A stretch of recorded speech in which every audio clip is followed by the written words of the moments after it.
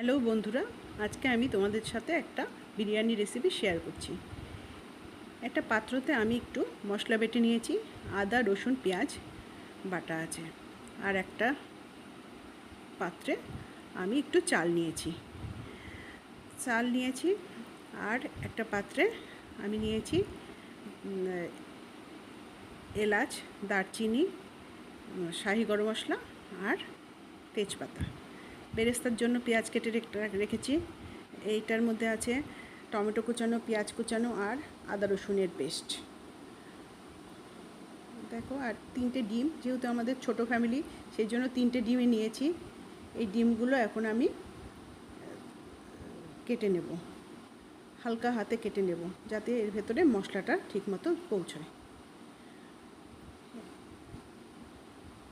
কেটে নিলাম, সবগুলো ডিমই আমি ধীরে ধীরে কেটে নিচ্ছি।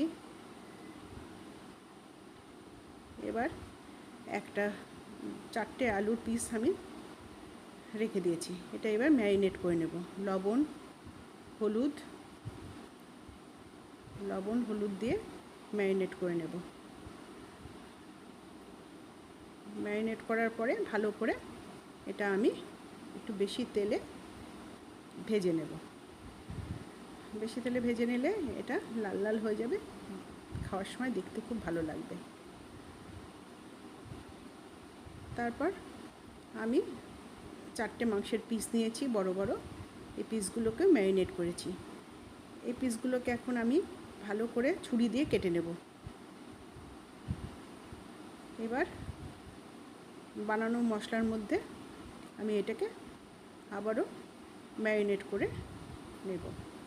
এর মধ্যে দিয়ে দিলাম বিরিয়ানি মশলা,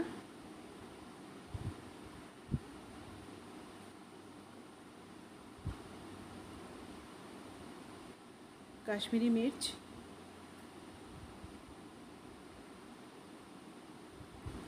সামান্য হলুদ, লবণ, সামান্য হলুদ।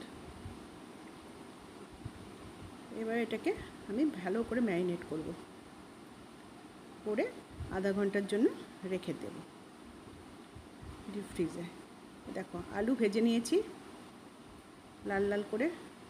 এবার আমি কড়াতে তেল দিয়ে তার ভেতরে মাংসটা, চিকেনের পিসগুলো দিয়ে দিচ্ছি। চিকেনের পিসগুলো দিয়ে দেব ধীরে ধীরে, 4টেই দিয়ে দেব। এটা আমাদের ছোট ফ্যামিলির জন্য অল্প করে রান্না করা, সেই জন্য পরিমাণটা এত কম লাগছে তোমাদের।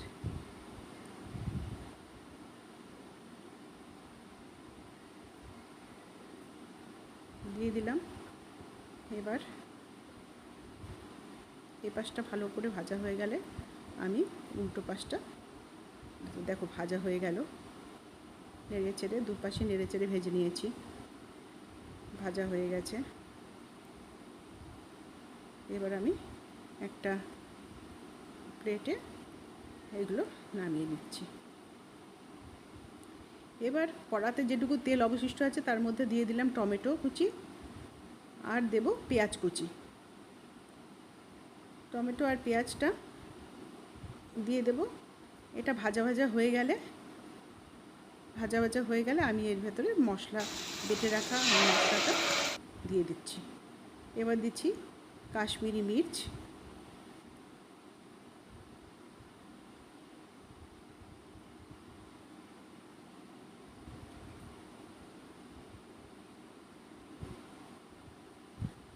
মাংসটা, চিকেনটা দিয়ে দিলাম।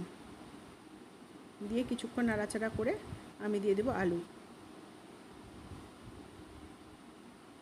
এটা ভালো করে নাড়াচাড়া করে সেদ্ধ করে মাংস রান্না হয়ে গেল। এখন আমি দিচ্ছি ভাত। চিকেনটা কিছুটা দিয়ে তার উপরে আমি ভাত ঢেলে দিচ্ছি। ভাতটা সুন্দর করে সাজিয়ে দিলাম। এবার দিলাম বেরেস্তা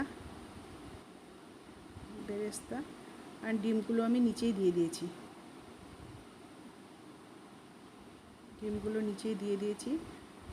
আর দেখো, কেওড়ার জল দিলাম আর দেব ঘি। এই লেয়ারের আগেও আমি এসব জিনিসই দিয়েছি, এটা আমি স্কিপ করে গেছি। এটা লাস্ট চূড়ান্ত পর্যায়ে এগুলো আমি দিচ্ছি। ঘি, এর ভেতরেই আমি ডিমগুলো সেট করে দিয়েছি, আলুগুলো ডিমগুলো সব সেট করে দিয়েছি। চূড়ান্ত পর্যায়ে আমি এগুলো দিচ্ছি। ঘি দিয়ে দিলাম। এবার দিয়ে দেব বিরিয়ানি মশলা। বিরিয়ানি মশলা দিব।